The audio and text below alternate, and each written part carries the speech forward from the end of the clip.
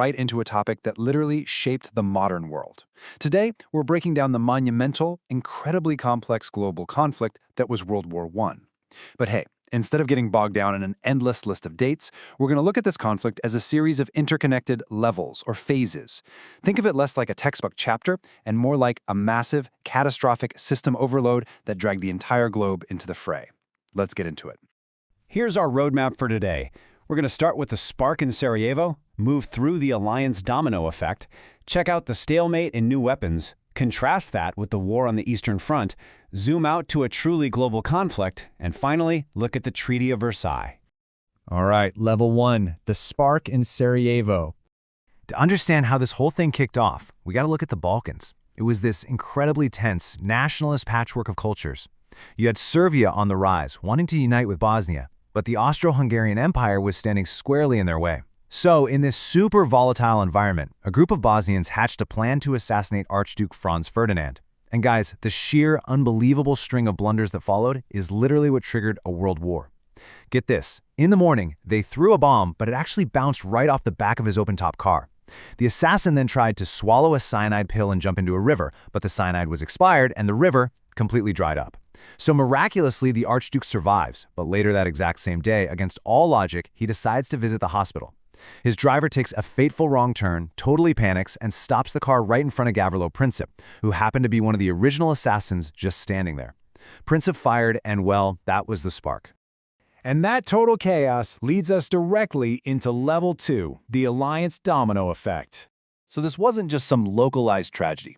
It was the absolute wrong event happening in a highly connected system. The crazy part is just how fast this escalated. Austria immediately blamed Serbia and declared war. But Serbia was allied with Russia, who stepped in to help. Then Germany, backing Austria, declared war on Russia and, just for good measure, declared war on France too. Within days, Europe's massive interwoven alliance network basically dragged all the major powers right onto the battlefield. This rapid escalation triggered a really desperate strategy from Germany called the Schlieffen Plan. Basically, Germany wanted to knock France out super quickly so they wouldn't get stuck fighting a two-front war. Their big idea? Invade through neutral Belgium. Well, Belgium said absolutely not, but Germany just marched in anyway. And it was that specific violation of neutrality that actually forced the massive British Empire to enter the war. So, with the major players locked in, we hit level 3, stalemate and new weapons. That initial German sprint through Belgium, it was violently halted near Paris at the Battle of the Marne. And that changed the war entirely. Both sides frantically dug defenses until this continuous, massive line of trenches literally cut Western Europe in half, stretching all the way from the North Sea down to Switzerland. And the human cost here was just staggering. Artillery shelling would pound these lines for hours on end, leaving survivors with severe shell shock, which we now recognize as PTSD. Then commanders would blow a whistle, and 18-year-old kids were ordered to go over the top, sprinting across no man's land straight into reinforced machine gun fire. And the most tragic part? Despite all that death, the front lines barely moved a single centimeter for years.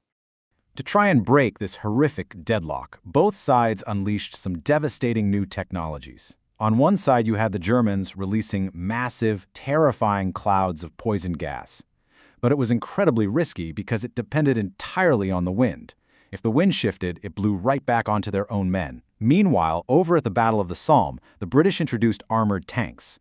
These Mark I land ships were super slow, they broke down all the time, but they were essentially these rolling metal fortresses that could drive right over the entrenched lines. All right, let's pivot sharply from the west and jump into level 4, war on the Eastern Front.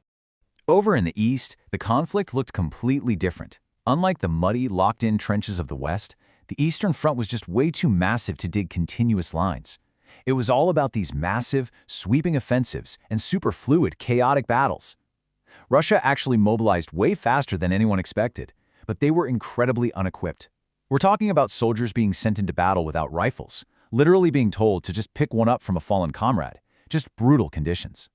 But even with that lack of equipment, Russia eventually launched what's known as the Brusilov Offensive. This was a massive, highly coordinated attack across a 450-kilometer line. The result? A staggering 400,000 Austro-Hungarian troops were taken prisoner in just a matter of weeks. That's a mind-blowing number. The Austro-Hungarian army was so broken by this massive loss that Germany basically had to step in and take over commanding their forces. And we definitely can't forget Italy, who entered the war against Austria-Hungary, opening up the Alpine front. Imagine the absolute horror of trench warfare, but vertical. These soldiers were fighting in sub-zero freezing temperatures, dodging literal avalanches, and absurdly, they fought 11 separate battles over the exact same river, without barely moving the line. Okay, let's zoom way out now for Level 5, a truly global conflict. We call it a world war for a very good reason. Britain and France essentially treated the entire planet like a giant resource pool. Britain brought in over 1 million soldiers from India alone. Hundreds of thousands more troops were shipped in from Canada, Australia, and Africa, with so many of them dying thousands of kilometers away from home. Meanwhile, Japan used all this chaos to snatch up German colonies in Asia, and the Ottoman Empire joined the Central Powers, opening up entirely new fronts in the Caucasus and the Middle East. Out on the oceans, the economic warfare was just absolutely ruthless. Britain set up this massive naval blockade in the North Sea, and it was literally starving Germany of food and fertilizer. So, in a desperate retaliation, Germany started using U-boats, submarines, to sink merchant and neutral fleets that were supplying the Allies, and this included sinking the famous passenger ship the Lusitania. That was a huge deal because it deeply angered a currently neutral United States. The sources also detail some horrific internal atrocities committed during the conflict. As the Ottoman Empire suffered severe military defeats, their leadership, the Young Turks, falsely blamed the Armenian population, using them as a scapegoat. This led to mass arrests, forced removals, and whole households being sent on death marches right into the Syrian desert.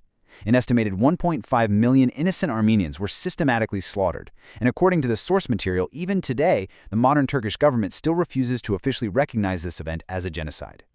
And that brings us to our final phase, Level 6, the Treaty of Versailles.